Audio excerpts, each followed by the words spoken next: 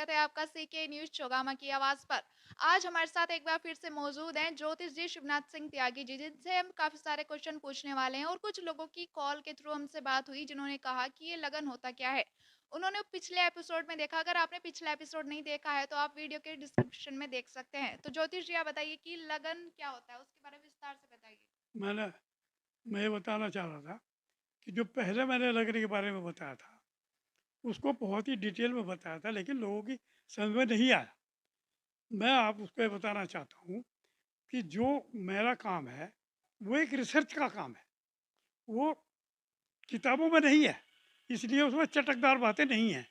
तो इसलिए आपको ठीक नहीं लगता, चूँकि वो थोड़ा-सा हटके है, नई बात है, तो वो नई बात होने की वजह से लोगों को ऐसा लगता है कि ये कुछ शायद ठीक है कि नहीं ठीक है। लेकिन मैं आपको विश्वास दिलाता हूँ कि पहले के काम का, रहन-सहन का और आज के रहन-सहन का चूँकि बहुत फ़र्क हो गया है, इसलिए बच्चे के पैदा होने में भी थोड़ा-सा फ़र्क हो गया। उसमें थोड़ा-सा फ़र्क होने से ये हो गया कि कभी माताजी का स्वास्थ्य खराब रहता है, तो बच्चा जल्दी हो जाता है 10 मिनट या आध घंटा या 1 घंटा पहले हो जाता है। कभी-कभी ऐसा होता है कि माताजी को कोई परेशानी और हो जाती है, तो कभी देर में हो जाता है, कभी पहले हो जाता है। उस भगवान के टाइम को देखना, उसका मैं कंपैरिज़न शरीर से करता हूँ। चूँकि सब पुस्तकों में और जो हमारे शास्त्र हैं, उनमें लिखा है कि शरीर ही लगन होता है, उसमें दूसरी कोई चीज़ नहीं होती। जब लगन ही शरीर है, तो लगन से उसका कुछ कुछ तो मतलब होना चाहिए। तो मैंने इसीलिए वो आदमी की हाइट हाइट चूँकि सबकी अलग-अलग, पहाड़ के लोगों की अलग होती है, यहाँ के लोगों की अलग है, दक्षिण भारत के लोगों की अलग है। उसको केवल ल केवल हाइट से नहीं देखा जा सकता। तो जब हाइट से आप पूरा नहीं देख सकते, तो फिर आपको दूसरा निकालना पड़ेगा। फिर मैंने हाथ वाला जो जो मैंने ऐसे करके निकाला था कि भाई ये नॉर्मल हाइट है। इस नॉर्मल हाइट को चेंज करते हुए कितना चेंज होता है, कौन-सी हाइट, कौन-सा हाथ बड़ा है, कभी हाइट बड़ी है, तो इस तरह निकाल के मैंने उसको अलग-अलग लगन बनाया है।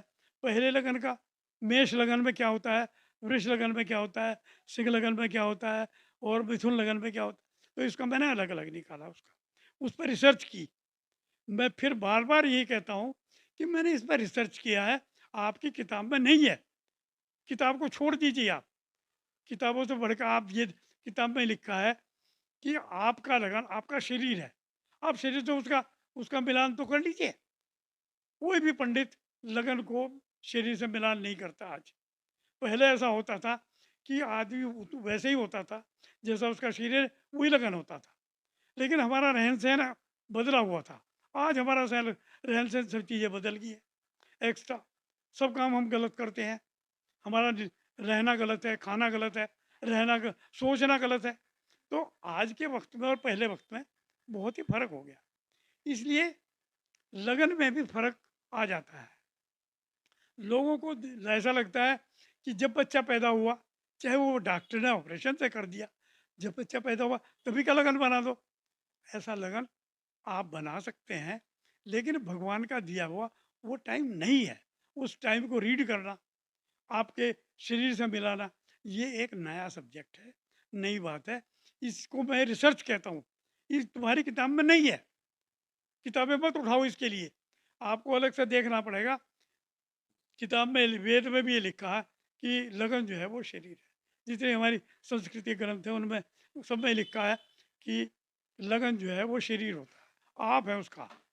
जब आप हैं, आपका लगन है, तो आपके शरीर से उसका मिलना चाहिए। आपका ना हाथ मिलता है, न कान मिलता है, न पेट मिलता है, न न आपका कहीं लंबाई चौड़ाई में बॉडी मिलती है। तो उसको मैंने कम उसकी मैंने टेबलाइज़ किया है। उसकी टेबल बना के मैंने उसको बना के ठीक रखा और ये बताया कि भाई मेष लगन का आदमी जो है वो 5 फुट 4 इंच के बराबर हो सकता है, लेकिन सब जगह नहीं, जगह के हिसाब से बदल जाता है। फिर मैंने ये निकाला कि भाई हाइट का तो है, कम ज़्यादा हो सकती है, लेकिन जो हाथ की लंबाई है, जो ऐसा करके हाथ नापते हैं, उसका डिफरेंस जो है, उसकी टेबल बिल्कुल अलग है। आपका 2 इंच बड़ा है, तो डिफरेंस है, 3 इंच बड़ा है तो उसके और मायने हैं। 4 इंच बड़ा है, उसके कुछ और मायने हैं। मैंने एक पंडित जी से ये कहा कि हमारे प्रधानमंत्री का लगन उम, वृश्चिक लगन है। लगन बिल्कुल ठीक है, मैं मानता हूँ। लेकिन अगर अगर उनका लगन बिल्कुल मतलब अ, श उसके लगन के हिसाब से वो डेली मतलब उसका लगन किस जगह होना चाहिए, उसका स्थान, उसके कितने अंश कितने होने चाहिए। अगर अंशों के हिसाब से देखेंगे, उसमें डिफरेंस हो सकता है। अगर उनके हाथ की लंबाई उनकी हाइट से 4 इंच ज़्यादा है, तो वो लगन बिल्कुल ठीक है, उसमें कोई डिफरेंस नहीं हो सकता। लेकिन अगर उसमें कमी है, तो प्रधानमंत्री जी को भी लगन ठीक करना पड़ेगा, शुद्धिकरण की ज़रूरत है। तो इसलिए मैं हर एक को कहता हूँ कि भाई आपके लगन का शुद्धिकरण बहुत ज़रूरी है। अगर शुद्धिकरण नहीं कराओगे, तो आपके जीवन का जो असली ध्येय है, वो आपने क्या किया है, क्या आप करना चाहते हैं, क्या आप हो सकता है, तो ये सर नहीं। जैसे कि मेरा एक और सवाल है कि जैसे 2 व्यक्ति हैं, उनकी राशि जो होती है वो सेम है। तो क्या एक को जैसे आर्थिक लाभ हो रहा है, तो क्या दूसरे व्यक्ति को भी आर्थिक लाभ होगा? और अगर दूसरे के ऊपर कोई संकट आ रहा है, तो क्या वो उसके ऊपर भी होगा? क्योंकि राशि तो सेम है, उनकी ग्रह भी सेम है, तो उसका क्या लॉजिक है? देखो ऐसा है, इसमें फ़र्क ये पड़ता है कि राशि के मायने बहुत देर में आते हैं। ये तो सिर्फ़ चंद्रमा तो मन का कारक है। मन कैसा होगा उसकी बात बताएगा। लेकिन एक्चुअली आपके जीवन में क्या होने वाला है, वो आपके लगन से होगा। लगन से जब तक आप शुद्धिकरण लगन का नहीं कराएँगे, तब तक आपको निश्चय नहीं हो पाएगा। उनका लगन एक है, लेकिन उनका राशि एक हो सकती है, लगन डिफरेंस हो सकता है, कुछ और फ़र्क हो सकता है। तो कभी-कभी ऐसा भी होता है कि 2 आदमियों का बिल्कुल सेम हो सकता है, उनकी सेम ही बात होगी, उनकी बात भी सेम होगी, उनमें कोई चेंज नहीं होगा। वैसे ही होगा, माता-पिता के साथ व्यवहार एक सा होगा, पढ़ना-लिखना एक सा होगा, और भी जीवन की बहुत सी बातें एक सी होंगी।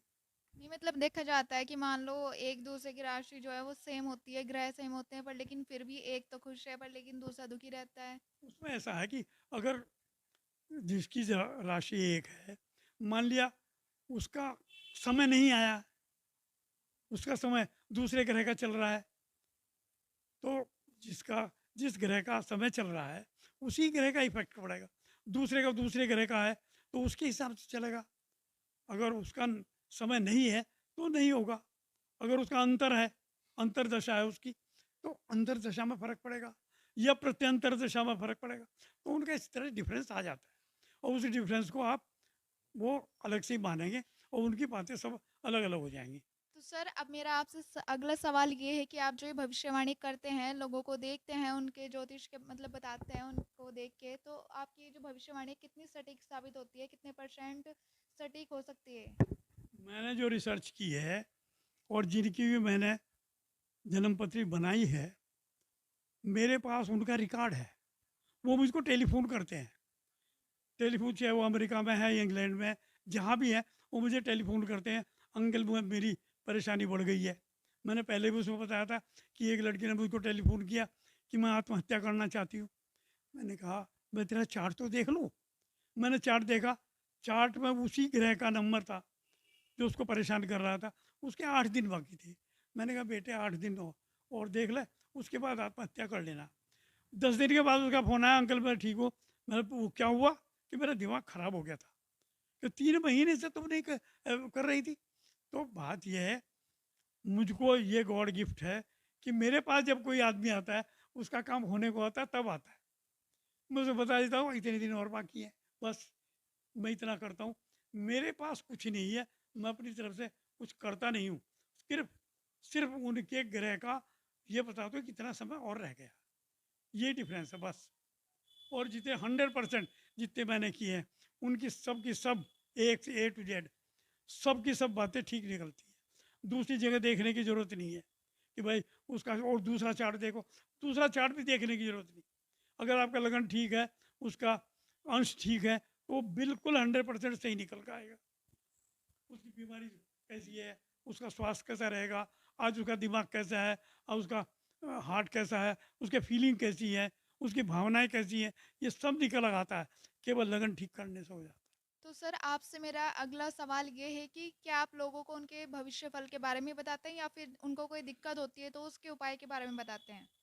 देखो, मेरा आपसे ये निवेदन है कि एस्ट्रोलॉजी में कोई उपाय नहीं है। अगर जो उपाय बताते हैं वो गलत है। भगवान के लिखे हुए को आप नहीं मिटा सकते। जो भगवान ने लिखा है वैसे ही होगा।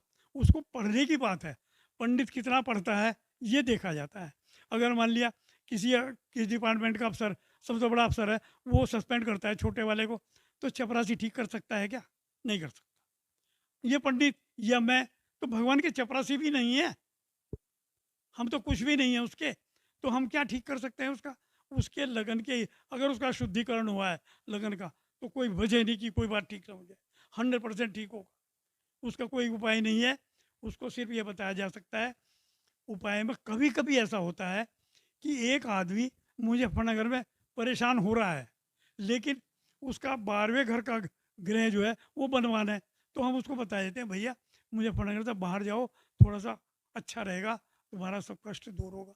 तो ये तो हो सकता है, लेकिन आप उसकी पूजा कर दें या इतना पानी में बहा दें, ये चीज़ बहा दें, तो ऐसा कुछ नहीं होता। बस ये होता है कि ग्रह आपको क्या करवाना चाहता है।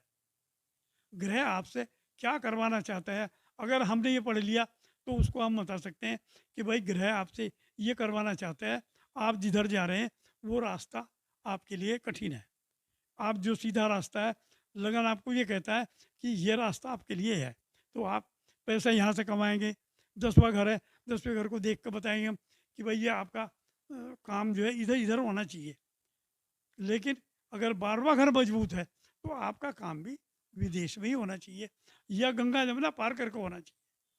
हम तो लोगों को यही बताते हैं। तो दोस्तों ये थे हमारे साथ मौजूद ज्योतिष शिवनाथ सिंह त्यागी जी, जिनसे हमने काफ़ी सारी चीज़ें जानी कि लगन क्या होता है, ग्रहों की दशा क्या होती है, उनकी सटीकता के बारे में जाना।